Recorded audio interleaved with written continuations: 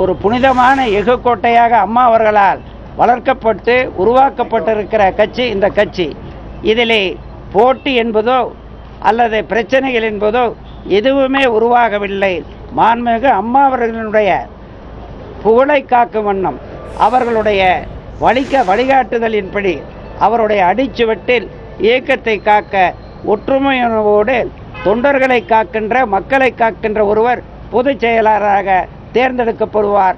ஒற்றுமை நிறைந்த இயக்கம் இந்த இயக்கம் என்பதை தெளிவுபடுத்துகிறேன்.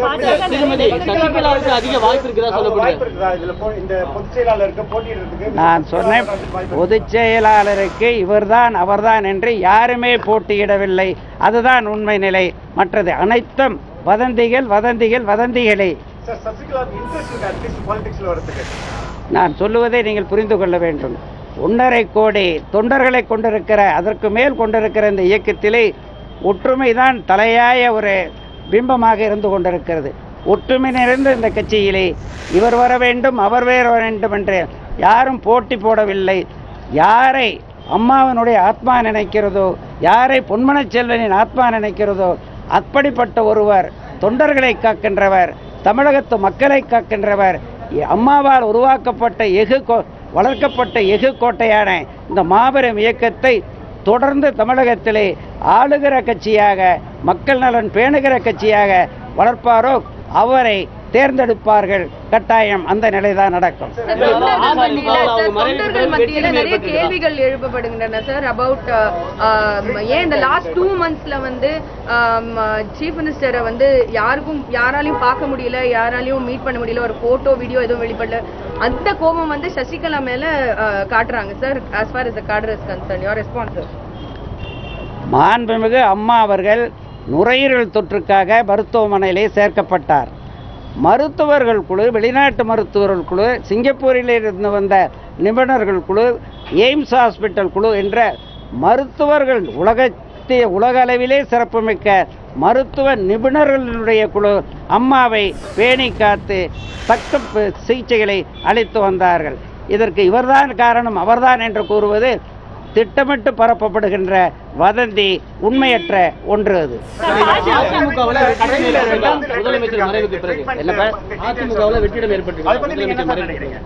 பொன்மனச்செம்மல் புரட்சித் தலைவர் எம்ஜிஆரினுடைய ஆத்மாவும் அம்மாவின் ஆத்மாவும் இந்த இயக்கத்தை காக்கின்றவரை அதிமுகவிலே வெற்றிடம் ஏற்பட்டது என்ற பேச்சுக்கே இடமில்லை. தலைவர்கள் இல்லாததுதான் இந்த ஒரு சூன்யமான சூழ்நிலைக்கு ஒரு காரணம். சூன்யமான ஒரு சூழ்நிலை உருவாகவே இல்லையே, ஏன் கற்பனை செய்ய வேண்டும்? அப்படிப்பட்ட சூழ்நிலை உருவாகவே இல்லை. அப்ப இன்னைக்கு 2வது நிலை தலைவர்கள் யாரெல்லாம் நீங்க சொல்லுவீங்க? 2வது நிலை தலைவர்கள் ஒவ்வொரு தொண்டனும் தலைவர் தான். இந்த இயக்கத்திலே சாதாரண தொண்டனை எம்எல்ஏ ஆக்கி பார்த்தார் அம்மா, சாதாரண தொண்டர்களை அமைச்சர்கள் ஆக்கினார். இந்த இயக்கம் தொண்டர்களினுடைய இயக்கம், தொண்டர்களால் உருவாக்கப்பட்ட இயக்கம். இதுதான் அம்மாவினுடைய தத்துவம். அதுதான் கடைபிடிக்கப்படுகிறது, அதுதான் கடைபிடிக்கப்படும். அடுத்த பொதுச் செயலாளரா ஒரு சீனியர் லீடர் வருவாங்களா, இல்ல ஒரு சாதாரண உறுப்பினர் வர வாய்ப்பு இருக்கா சார்? அடுத்த பொதுச் செயலாளருக்கு ஒரு சாதாரண பாஜக வந்து அதிகமான நெருக்கடி கொடுக்கிறதாகவும் அவங்க அடுத்த தலைமையை தேர்வு செய்யறதுல இதெல்லாம் அரசியல் காரணமாக கிளப்பப்படும் புரளிகள் இவை. எங்களது இயக்கம் தனித்தன்மை வாய்ந்த ஒரு இயக்கம். எங்களது இயக்கம் நல்லது என்றால் நல்லது என்று சொல்லுவோம், நல்லது அல்ல என்றால் இதை மாற்ற வேண்டும் என்று சொல்லுவோம். அப்படிப்பட்ட ஒரு துணிச்சலான அணுகுமுறையை, அறிவு சார்ந்த அணுகுமுறையைத்தான் அகில இந்திய அளவிலே அம்மா அவர்கள் நிலைநாட்டி சென்றிருக்கிறார்கள். அந்த நிலைதான் தொடரும்.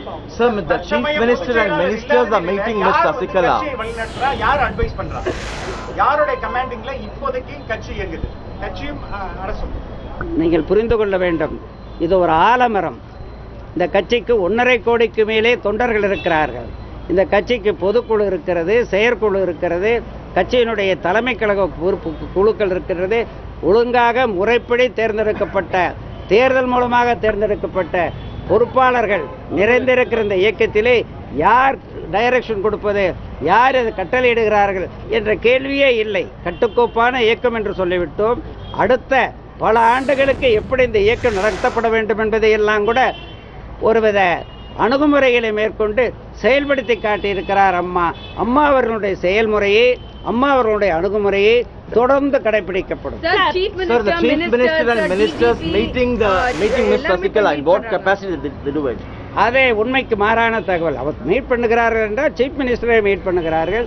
போயஸ் கார்டன், அம்மாவனுடைய போயஸ் கார்டன். DGP எல்லாரும் இன்னும் துக்கதனம் அறிவித்திருக்கிறோம். அந்த துக்கதனம் கூட 7 தினம் இன்னும் முடியவில்லை. அம்மாவனுடைய படம் அங்கு வைக்கப்பட்டிருக்கிறது. அஞ்சலி செலுத்துகிறதுக்கு செல்லுகிறார்கள்.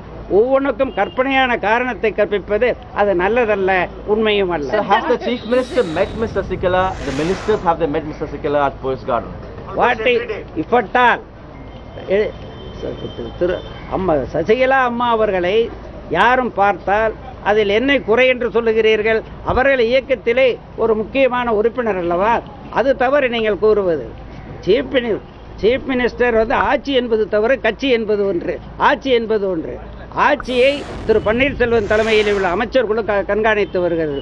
கட்சியை பொறுத்த வரைக்கும் கட்டுக்கோப்பான அந்த கட்சிக்கு தலைமை குழு இருக்கிறது, கட்டுக்கோப்பான அந்த கட்சிக்கு பொதுக்குழு செயற்குழு இருக்கிறது, மாவட்ட ஒன்றிய நகர கிளை என்ற முறையில் அளப்பரிய அமைப்புகள் இருக்கின்றன. எந்த ஒரு பிரச்சனையும் இல்லை. பிரச்சனை இருப்பதாக கூறுவதே ஒரு கற்பனையான ஒன்றுதான். பார்ட்டி ஹெட் குவார்ட்டர்ஸ்ல ஏன் மீட் பண்றது? எந்த ஒரு இப்ப மற்ற கட்சிகளை இழுக்க விரும்பவில்லை. பார்ட்டி ஹெட் குவார்ட்டர்ஸ் என்பது ஒரு மாபெரும் இயக்கத்திற்கு அந்த இயக்கத்தினுடைய துவக்குனர், இயக்கத்தினுடைய பாதுகாவலர், அவர்கள் இருக்கும் இடமும் பார்ட்டியினுடைய ஹெட் குவார்ட்டர்ஸ் தானே. ஏன் அப்படி ஒரு பாகுபாடோடு அதை பார்க்க வேண்டும்? Sir, has the late Chief Minister left a will behind? இந்த கேள்விக்கு பதில் இல்லை. சார், அமைச்சர்லாம் வந்து சாதாரண உறுப்பினரான சசிகலா சந்திக்கும் போது அதெல்லாம் இல்ல. there is no answer to this question. அமைச்சர்லாம் வந்து சாதாரண உறுப்பினராக சசிகலா சந்திக்கும் போது ஏன் மற்றவங்களை சந்திக்காம இருக்காங்க? முக்கியமா அவங்கள மட்டும் ஏன் சந்திச்சுக்கிட்டே இருக்காங்க? என்ன ஆலோசனை கொண்டு நடக்குது? இதை நீங்கள் புரிந்து கொள்ள வேண்டும். அவர்களை பொறுத்த வரைக்கும் தோட்டத்தில் அம்மாவோடவே வாழ்ந்து வந்தவர்கள், இறுதி வரை வாழ்ந்து வந்தவர்கள். இது போன்ற கேள்விகள் எல்லாம் ஒரு தேவையற்ற கேள்வி. ஏற்கனவே சொன்னேன், இங்கே போட்டி இல்லை, பொறாமை இல்லை, நான் நீ என்ற ஒரு நிர்பந்தம் இல்லை. தொண்டர்களின் கட்சி இந்த இயக்கம் என்பதால் இது போன்ற கேள்விகளுக்கே அர்த்தமில்லை, கேள்விகள் எழவே கூடாது என்பதுதான் என்னுடைய பணிவான வேண்டுகோள். பொதுச் செயலாளராக வந்து ஒரு மூத்த தலைவர் வருவாங்களா இல்ல சாதாரண உறுப்பினர் வர வாய்ப்பு இருக்கா? எதுவும் நடக்கலாம். பொதுச் செயலாளர் பதவிக்கு மூத்த அமைச்சர்கள், மூத்த தலைவர்கள் யாராவது வருவாங்களா இல்ல சாதாரண உறுப்பினர்கள் யாராவது வர வாய்ப்பு இருக்கா? பொது தொண்டர்கள் யாரை விரும்புகிறார்களோ, கட்சி தலைமை இறுதியிலே அம்மாவின் கொள்கைகளை, தலைவரின் கொள்கைகளை பின்பற்றி இந்த இயக்கத்தை காக்கக்கூடிய எந்த ஒருவரை வேண்டுமென்றாலும் பொதுச் செயலராக தேர்ந்தெடுக்கக்கூடிய உரிமை கட்சியிலே இருக்கிறது.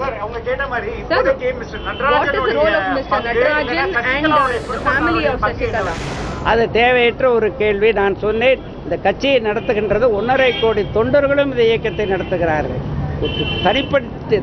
தனிமைப்படுத்தி இவர் எப்படி, அவர் எப்படி, இவர் பங்கு எப்படி, அவர் பங்கு எப்படி என்று கேட்பதே சரியற்ற ஒன்று. இந்த இயக்கத்தை எல்லோரும் இணைந்து காக்கிறார்கள், இணைந்து காத்து வருகிறார்கள். இதுதான் உண்மை. நன்றி, வணக்கம்.